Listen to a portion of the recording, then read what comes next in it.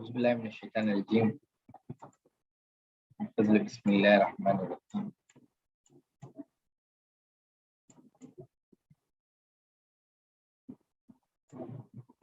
Qul in kana lirrahmani waladan fana awwalul abidin subhana rabbihi samawati wal ardi rabbil arshil amma yasifun fazarhum yakhuzu wa yal'abu hatta yulaqu yawmahum allazi yu'adun. We have come to the concluding verses of Surah Zukhruf. Here Allah says, Allah is asking Prophet Sallallahu Alaihi Wasallam to say these words. If had the most gracious a son, let's assume a case that my Lord is having a son, then I would be the first one to accept it, to become the worshipper of it. Just because Prophet Sallallahu Alaihi Wasallam is talking against somebody who is being assumed as God or God's son, it's not because that of personal vengeance of Prophet Sallallahu Alaihi Wasallam. It's because the fact was like that. That's what here Allah is trying to convince the people, that if at all, if the true fact is, if at all the most gracious, which means Allah, has a son, then I would be the first one to become the worshippers of it. But the fact is exactly opposite of it, is Subhana, which means glory be to him, or glory be to the one. That is one way of translation. The other, Subhana, means he is free of errors. And this is an error that you are trying to attribute with God, and it is exactly opposite of his nature. And Subhana, which means glory be to him, and he is free of all such errors. Rabbi, and he is the Lord of the heavens and the earth, and he has control of everything. Then why he needs a son? As a human beings, you and I might require a son, and we would become old and feeble, and we lose everything. So we need somebody to support us during our later stages. So we may require a son on whom we should rely upon. But here Allah, who has everything in his hand, who is the Lord of heavens and the earth, and he is the Lord of the throne of the day of Qiyamah, which means the sole decision-making authority on the day of Qiyamah is in his hands. Then what is demanding him to take a son? So, and that's what here Prophet Sallallahu Alaihi Wasallam is asked to convey. Amma, so about what they are ascribing. This is then just you are ascribing to Allah, which has no connectivity towards the fact of the matter.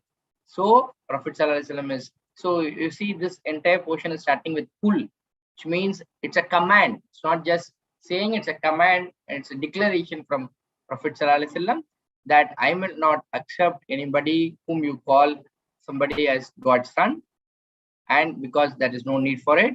So leave them to converse vainly and play. You can now have the amusement and fun and enjoyment in this world, but it's all till a time.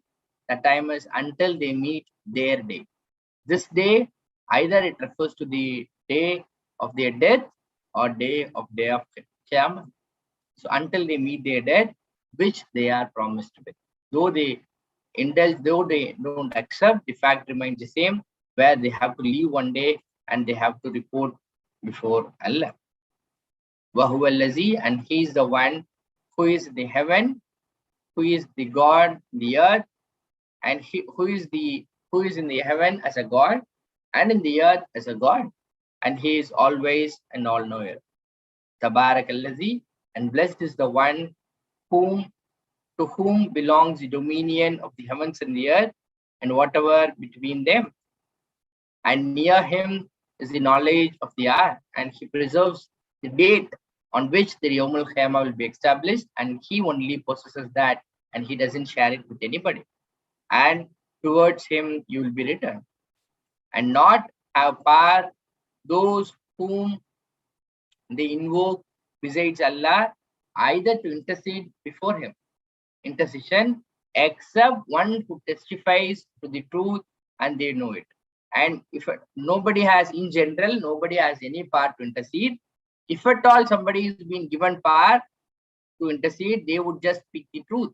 If somebody is a criminal to the core and the person who is being allowed to intercede cannot speak the opposite, and even the person who will testify on that day will speak the truth, and they know. And if you ask them who has created them, they surely will say Allah only has created. This is a general knowledge that everybody on the Makkah had this. And if you ask the general public who has created them, they say it is Allah. Now Allah is asking for Anna Yufakun, and how are you getting deluded a bit? And how you are getting diverted? And which is diverting you to associate partners with Allah and do idol worship. Waqilihi, and his saying is, "O my Lord, verily these are the people who do not believe, so turn away from them and say peace." Whatever be the conflict that they do, just say Assalamu alaikum, fasawfa ya'lamun, then soon they will know the consequence of opposing this process of Islam. With that, this surah comes to an end.